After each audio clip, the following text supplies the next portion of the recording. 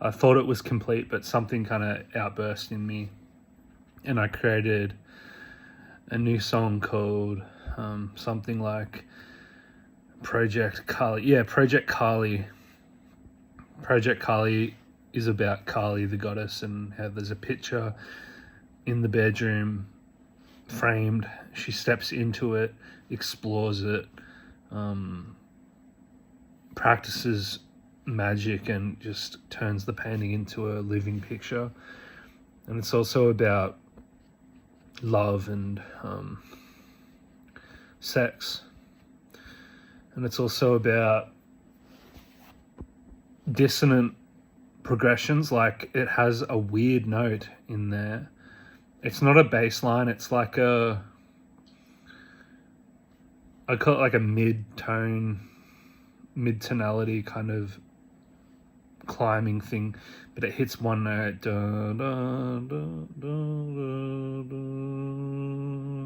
Hits a weird note. And I'm really happy with that. I didn't put too much effort into the vocals on it because I think it just sounded right having one vocal line, with maybe a couple of instances where I used a second vocal line. But in saying that, I don't think I actually did that. I think I just made one vocal line. And there's a bridge towards the end of the song that changes keys. So because the song's auto-tuned on the vocals, when the key changes from C minor to D major, I think it goes into a D major chord from C minor, so it makes sense. And then the D major chord turns into a D major scale instead of being a C minor scale. I think I'm getting that right. It's a very interesting, complex kind of way to create, especially with the limitations that I set for myself, like using Machine for the majority of the world building and then using Ableton to add vocals and master and mix. It's a total success, and it's a record that I'm proud of, and you can find it right now on Bandcamp. And I'm saying this right now, if you go on there, you can get it for $0, or you can pay what you want. And I'm going to leave it like that for the next month, or maybe longer, depending. So if you're seeing this, make sure you go to kaylanderson.bandcamp.com and see if you can get a copy for free. It will release on vinyl and CD soon too. Right now on Bandcamp, it's got a placeholder image. This lighting is very bad. Yeah, on Bandcamp, it's got it's got a this lighting's terrible. It's got a placeholder as the album art, saying art by Sarah Silver coming soon, and Sarah and me are working on that right now. I'm still yet to pay her a good price for such an endeavor. And yeah, Yemaya, We All Come From the Goddess, out of the last couple of albums I've released, Max Tard and is that the only one? Blood Rush Deluxe. I mean, Blood Rush Deluxe has some great songs on it. And then the rest kind of mediocre. Maybe like 10 songs of them are good out of like the 30 or however many it is. Max Tard was just a project that I wanted to have fun with and kind of not be so serious and kind of take on a character. Just be a weirdo on that album and just be weird and have a strange vibe to it. Yemaya, We All Come From the Goddess is like a serious, a contemplative place where I went. Now, if I take some of my core beliefs and mix them together with my surface level beliefs, like my surface level beliefs are stuff like, I believe that we were birthed from one being. Can I make that being a goddess? And just explore the surface level beliefs that I have that if people challenge me on, I don't have a direct answer to, and they're not core beliefs, but they're beliefs that are kind of aesthetically pleasing to me.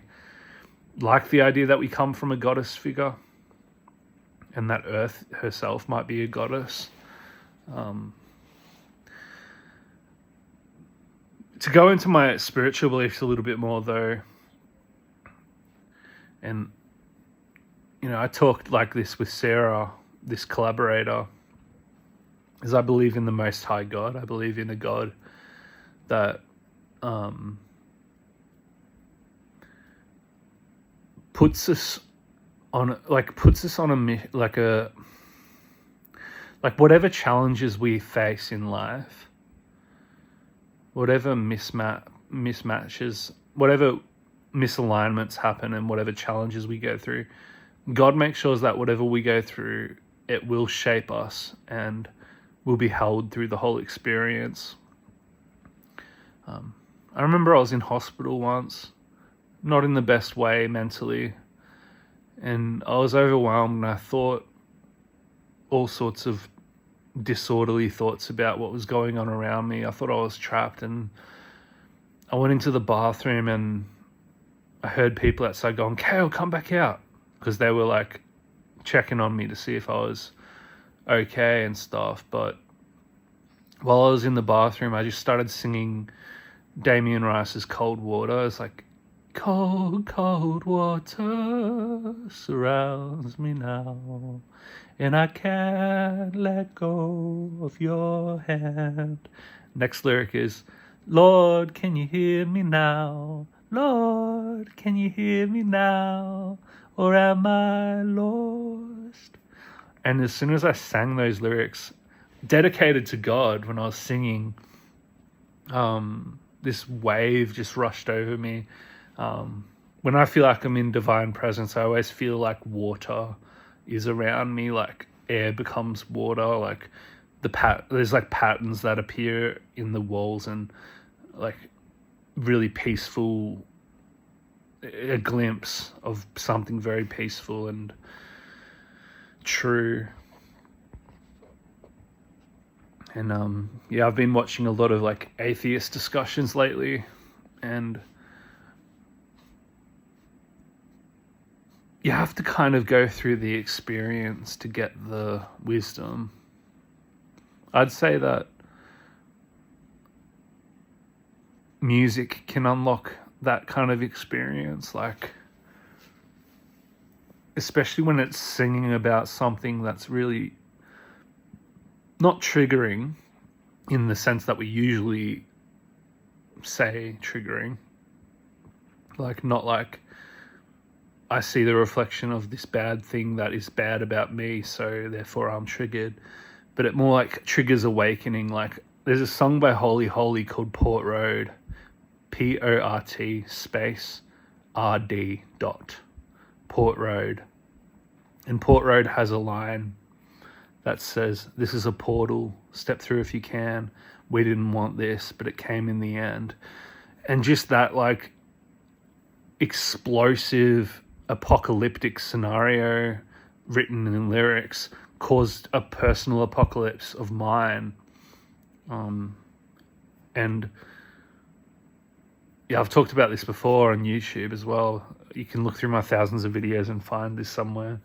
Port Road definitely unlocked a spiritual experience in me, and I wasn't aiming necessarily to do that to the listener with Yemaya, we all come from the goddess, but I can assure you it probably will happen if you give it a serious chance and relax into it and meditate on it. Especially if you're someone like me. I don't know entirely what that means, because you can't be entirely like someone else. Even your twin has different features. Yemaya, we all come from the goddess is mainly a devotional piece, but it's also a personal project, and I think those personal things I added in there will trigger a knowing in the people that are vibing similar to me. You don't have to be a man. You don't have to be straight. Well, I do mention women a lot in relation to someone who likes that woman, but you could be lesbian, or you can just think about it from someone else's perspective, or you can think about it from my perspective. But people don't usually listen to music to listen about someone's perspective unless you're like Aurora or Michael Jackson or someone of that caliber, I guess, which isn't entirely my favorite thing. Much rather someone like Chris Cornell or Jeff Buckley, who sing from something real but also something not too political. But I do like political stuff too. I've written my fair share of political songs like How It Feels and Free as a Sheep. Yemaya, We All Come From the Goddess isn't political, really. It's just an experience. It's just something I wanted to get off my chest, and it's also something, not only that, it's also something that I wanted to express fully, and I think I did that. And yeah, when you get the chance, listen to Yemaya, We All Come From the Goddess. If you want to support my work in the future, you can do so by pressing the subscribe button. I never ask anyone to do that, but I really appreciate it, and I will try to hold up my end of the deal by giving you some good stuff to look forward to. I'm always working towards a brighter future for myself and my ones I call close to me. Yeah, if you also want to support in a big way, when Her Perfect Box releases, which is a 56-track vinyl record box set that has 5 LPs in it and a booklet and a poster, when that releases, you can buy that. I'm going to price it between $100 and $160. And if you want to support me in a small way, but still it's getting my music out there, so it is a really big thing, you can buy vinyl records and CDs from elasticStage.com. You can find all that info on my Instagram if you go into my profile. And on Elastic Stage, I've got about 7 vinyl records on Cale Anderson and 3, I think, on bootlegs by Cale Malcolm Anderson. And when you buy a record from Elastic Stage, most of the money goes to Elastic Stage for printing it. It's a direct-to-fan service, but I get like $5 for each purchase, or $2, or however much. So that buys me a coffee, and you're supporting me in a very good way, and it's much more meaningful than streaming something on Spotify. If you must stream my music, use Tidal, perhaps. Not saying they're the best in the world, but QO Buzz is good too.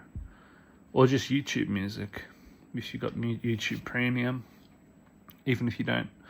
And yeah, just say, like the video, comment if you want to add anything. Comment if you want to say you shouldn't be asking for favors, or you shouldn't be asking for people to subscribe. Just leave a comment saying fuck off, Cale.